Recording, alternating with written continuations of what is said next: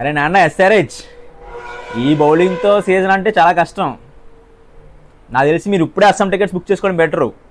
ఎందుకంటే ఒక్క repeated bowler లేడు, ఉన్న బౌలర్స్లో ఒకడు కూడా ఫామ్లో లేడు.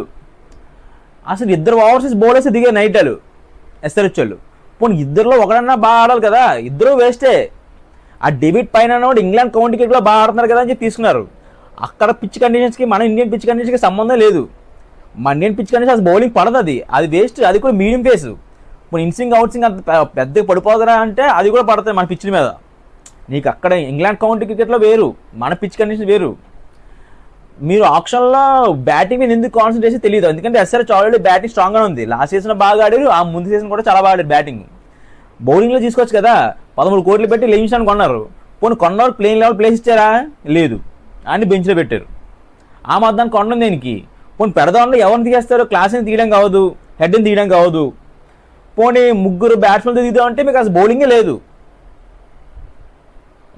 ప్యాట్ కమిన్స్ ఇప్పుడు లేట్ 2 వీక్స్ అది వస్తాడంట. ఈలోగా 5 మ్యాచ్లు అయిపోతాయి. అప్పటికే మీకు అస్సాం టికెట్ బుక్ కన్ఫర్మ్ అయిపోతుంది నాకు తెలిసి. సో పోనీ కమిన్స్ వచ్చేసరి పెద్ద డిఫరెన్స్ ఉంటుందా అంటే క్యాప్టెన్స్లో డిఫరెన్స్ ఉంటుంది, కానీ బౌలింగ్లో పెద్ద డిఫరెన్స్ ఉండదు. ఎందుకంటే T20లో బెస్ట్ బౌలర్ ఏం కాదు ప్యాట్ కమిన్స్. సో నాకు తెలిసి సీజన్ ఎస్ఆర్హెచ్ హోప్స్ వదులుకోవడం బెటర్. ఇప్పుడే ఆ ఫ్యాన్స్కి అయితే డిసప్పాయింట్మెంటే. ఆర్సీబీ విషయానికి వస్తే అన్ని విధాలుగా స్ట్రాంగ్గా ఉంది. Batting strong, bowling strong, fielding strong. క్యాక్ అంతే ఫుల్ ఫిట్ అయిపోయారు 11 మెంబర్స్. వెంకటేష్ అయ్యకి 8 కోట్లు పెట్టి కొనుక్కున్నారు, ఆడికి కూడా ప్లేయింగ్ లెవెల్ ప్లేస్ లేదు. పోనీ ఇంపాక్ట్ ప్లేయర్గా తీసుకుందామంటే పడికల్ ఉన్నాడు. పడికల్ డొమెస్టిక్ సీజన్ మొత్తం అదరగొట్టాడు లాస్ట్ ఇయర్. సో ఆ ఫామ్ని బేస్ చేసుకుంటే ఇంకా పడికల్నే తీసుకుంటారు ఇంపాక్ట్ ప్లేయర్కి ప్రతి మ్యాచ్కి. సో వెంకటేష్ అయ్యర్కి ఈసారి సీజన్ బెంచ్ ఎలా ఉంటాడు. లాస్ట్ ఇయర్ కేకేఆర్ వాళ్ళు వెంకటేష్ అయ్యర్ 23 కోట్లు పెట్టి కొనుక్కున్నారు. ఈ సంవత్సరం వదిలేశారు. ఆర్సీబీ వాళ్ళు 8 కోట్లకు తీసుకున్నారు, ప్లేయింగ్ లెవెల్ ప్లేస్ లేదు. నాకు తెలిసి వెంకటేష్ లాంటి పీక్ డౌన్ఫాల్ ఎవరు చూసి ఉంటారేమో రీసెంట్ టైమ్స్లో. పోన్లే ఏం ఆడకపోయినా 8 కోట్లు వస్తున్నాయిలే వెంకటేష్ అయ్యర్కి, అదే అడ్వాంటేజే. నాకు తెలిసి ఆర్సీబీ ఈసారి కూడా ట్రోఫీ డిపెండ్ చేసుకోవచ్చు. ఎందుకంటే వాళ్ళకి బౌలింగ్ స్ట్రాంగ్గా ఉంది.